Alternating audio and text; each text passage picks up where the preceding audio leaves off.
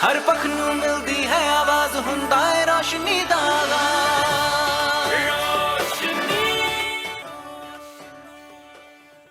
Hello Aishwarya, I'm excited to hear your thoughts on being a superwoman. So my first question is, as one of the many sought after female celebrities, you have been misunderstood, accused and misinterpreted. But instead of reacting, you have come across as this grace under the fire kind of a person. What gives you strength to deal with this? Well, firstly, thank you for acknowledging it so beautifully by saying grace under fire. I don't think I was really working at earning that title. But I've always believed your conduct really comes from your upbringing, and it speaks volumes. And one is to believe that, and with time and situationally experience that fact as a response to my actions, in the sense that every time I have conducted myself in a certain manner in a given situation, that's precisely the response it has evoked. That look, her upbringing reflects itself, and it's very gratifying to actually recognize that what you always have believed in is actually the way the world rolls, But it's not planned, it's not thought out, it's just my natural response. And I think that's a good thing. Absolutely. So Ash, you started very young, but you still managed to keep yourself grounded even though you reached heights of success. How did you maintain that? I started very early in terms of being a part of the public platform. And overnight on a very large octave, if I dare say, because the night before I am there, a regular student. And then the next day, you're Miss World. And I'm not talking about the modeling accolades or Miss India. I mean, it was all wonderful. I was already interacting with the media. It was quiet and yet rapid growth.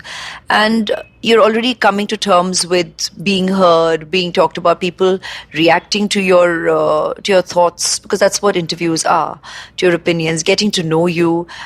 You're suddenly coming to grips with the fact that sometimes you could be misquoted, you could be misrepresented, and you're grappling with wanting to be known for who you are, because that's also early. You're also coming out of your teens, and so this all of that happening, and you want to hold on to your normalcy. You're seeing that change rapidly. Your personal life is actually very, very normal amongst your own peer group, and that was largely my student community.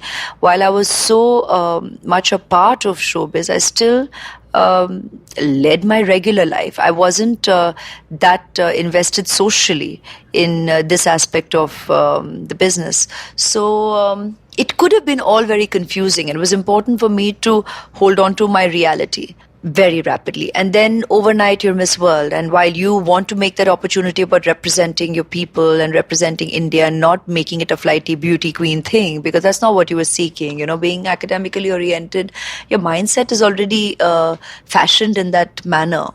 And I mean, come on, I wouldn't be participating in a pageant to actually proclaim on any kind of physicality or say, look, this is the way I look. I was already in showbiz. It wasn't a stepping stone in any which way for me.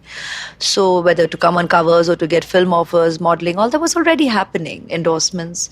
So since it was part of it, I thought, okay, well, what if I get that opportunity? And that's what I gave to it, because you want to make it that much more. But all this is happening overnight at a very rapid pace and from a position of kind of responsibility.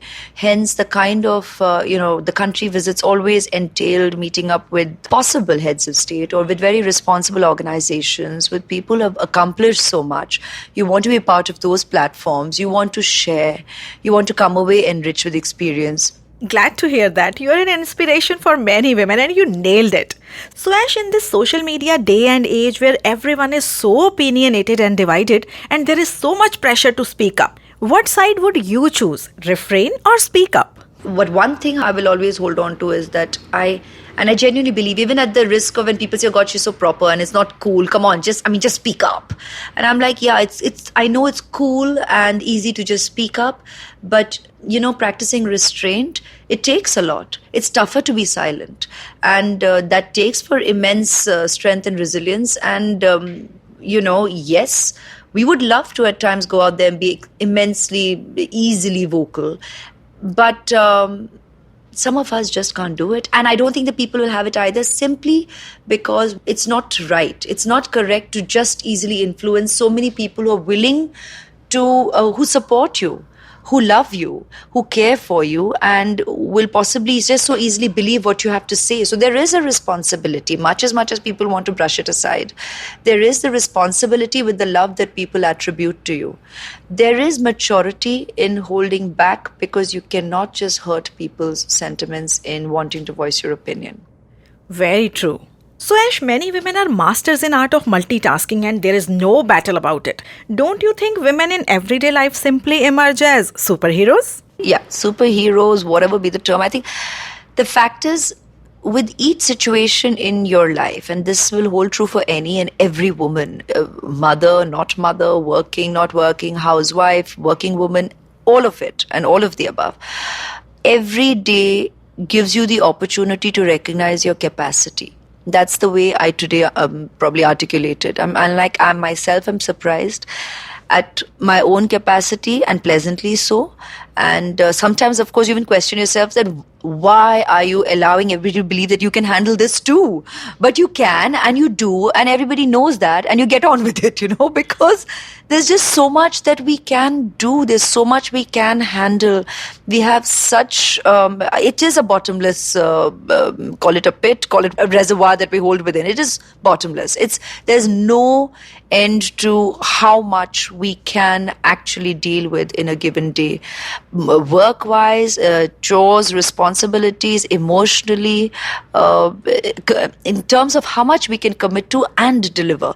And this holds true because, and I can say this because I've been talking and sharing at different phases of my life.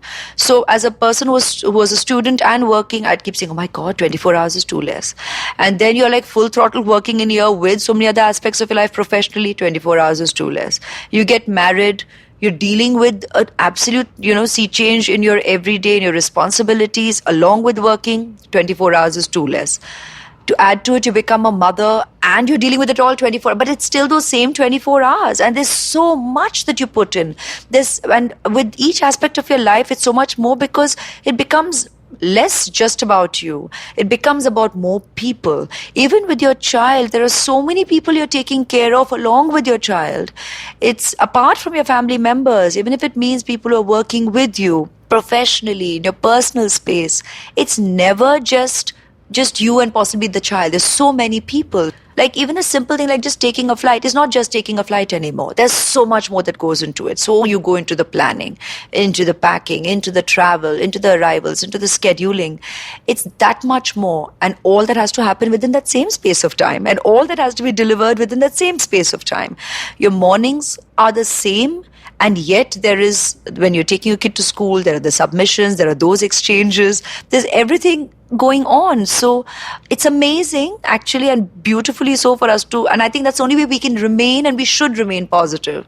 And we should feel good about ourselves, because we do have this incredible capacity. Rather than sit and wonder about, sometimes people are looking to say that, maybe this should be shared, or maybe somebody else can take over. Just, I think, get amazed and enjoy your own capacity and go for it. Just go for it. Go for the target of what you want to deliver. Go for life. You can and you will. And it's amazing. Since marriage, when I'd be traveling, I'd see the way women would just look at me, or even men, but women would look at me when you're traveling. And there's a certain knowing. But that knowing, I tell you, from pregnancy to when I started traveling with my infant, with Aradhya, the infant, the little baby, and I was already out about, there's this little women's club that just in your eyes belongs. You all just belong to each other world over, irrespective of which strata of society, where you come from, what nationality. There's just a wonderful I know. And everyone's sensitively there for each other. I can't explain it, but it's there. So with that in mind, tell us, who is the superwoman in your life? My deepest connect and most honest connect would be my mother. I know these become predictable answers, but it's the truth. Because and today maybe, I don't know, she's been such an intimate mother, she's been a part of us And we've been a part of her all our life. And I think even as a daughter, I was always maybe a bit ahead of my time. And that was probably the early years. And then today I'm probably more of a child woman. So it goes both ways, you know. And mum was always and has always been my mother. And yet there's just this incredibly deep friendship that we always shared. So in a way, like, I laugh with Aradhya sometimes, like my bestie, because I kind of feel mum and me are each other's besties, you know, like we're just there. And yes, it's a mother-daughter relationship. People say, oh, that can be volatile, that can be intense, that can be deeply loving. It may be at all at different phases, but the depth, the connect, the honesty, and all of that will, I guess, come under unconditional love. It's the most real, deep relationship, and I treasure it. And with that, it becomes inspiration, look up to all of that. Thank you, Aishwarya. Thank you.